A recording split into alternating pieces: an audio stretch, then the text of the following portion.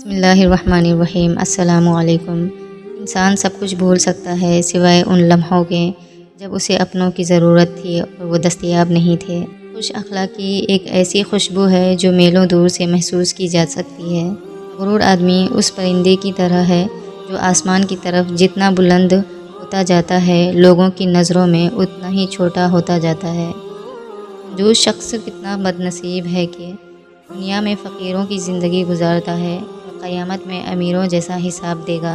حضرت علی رضی اللہ تعالیٰ عنہ نے فرمایا، یہ دنیا بھی کتنی عجیب ہے، ایماندار کو بے وقوف، بے ایمان کو عقل مند اور بے حیا کو خوبصورت کہتی ہے۔ ماں سچ کہا کرتی تھی کہ فکریں انسان کو بوڑھا کر دیتی ہیں۔ درخت نے ایک شخص سے کہا، میری عادت بنا لو، زندگی میں کامیاب رہو گے۔ جب کوئی مجھے پتھر مارتا ہے میں بدلے میں اسے پھل دیتا ہوں۔ زندگی میں بس اتنی دعا مانگ لینا، کوئی گھر ماں کے بغیر نہ ہو اور کوئی ماں گھر کے بغیر نہ ہو۔ شیخ سعدی رحمۃ اللہ علیہ نے فرمایا، کسی کو اتنا پیار دو کہ گنجائش نہ چھوڑو، پھر بھی تمہارا نہ بن سکے تو اسے چھوڑ دو، کیونکہ وہ محبت کا طلبگار ہی نہیں بلکہ وہ ضرورت کا پجاری ہے۔ ماں موت سے نہیں ڈرتی، اسے مرتے وقت یہ ڈر ہوتا ہے کہ اس دنیا میں اس کے بچوں کو جتنا پیار کوئی نہیں کرے گا۔ حضرت علی رضی اللہ تعالیٰ عنہ نے فرمایا، بھی کسی کے سامنے اپنی صفائی پیش نہ کرو، کہ جسے تم پر یقین ہے اسے ضرورت نہیں، اور جسے تم پر یقین نہیں وہ مانے گا نہیں۔ منہ میں زبان تو سبھی رکھتے ہیں، مگر کمال وہ کرتے ہیں جو اسے سنبھال کر رکھتے ہیں۔ کتابوں کی اہمیت اپنی جگہ جناب، وقت وہی یاد رہتا ہے جو وقت اور لوگ سکھا جاتے ہیں۔ اگر محبت کسی چہرے سے ہی کرنی ہے تو یقین جانیے محبت کرنے کے لیے حضور اکرم صلی اللہ علیہ وسلم سے زیادہ حسین و جمیل چہرہ کسی کا نہیں۔ وقت عمل جب شروع ہوتا ہے تو آپ کو وہ پتھر بھی آ کر لگتے ہیں جو آپ نے ٹھہرے ہوئے پانی کو مارے ہوتے ہیں۔ نرم دل لوگ بے وقوف نہیں ہوتے، وہ جانتے ہیں کہ لوگ ان کے ساتھ کیا کھیل کھیل رہے ہیں، لیکن پھر بھی وہ نظر انداز کرتے ہیں کہ ان کے پاس ایک خوبصورت دل ہوتا ہے۔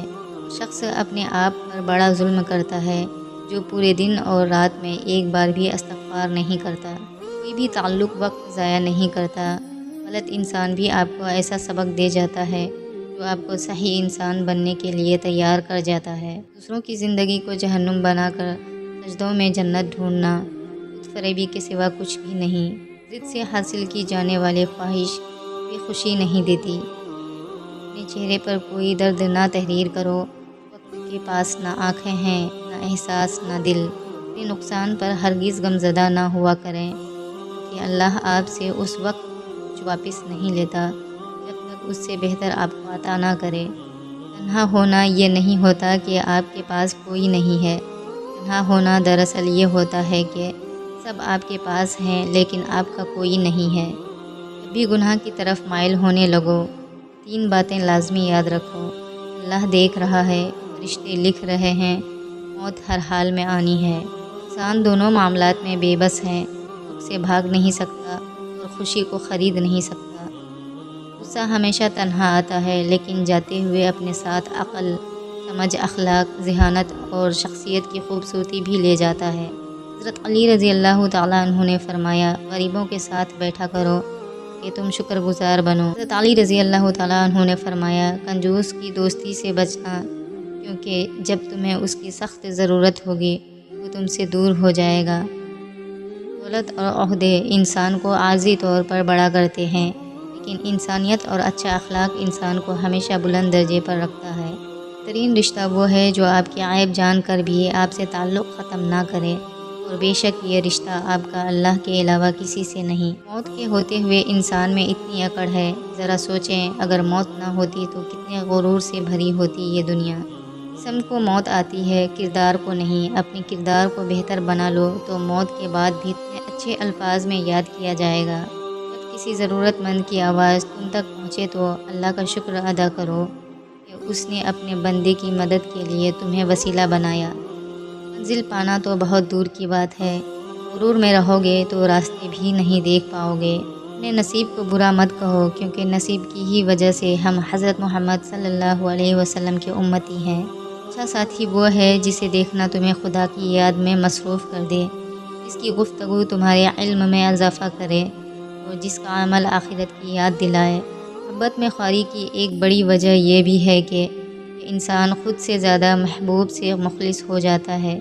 دنیا وہ کتاب ہے جو کبھی نہیں پڑھی جا سکتی، اور زمانہ وہ استاد ہے جو سب کچھ سکھا دیتا ہے۔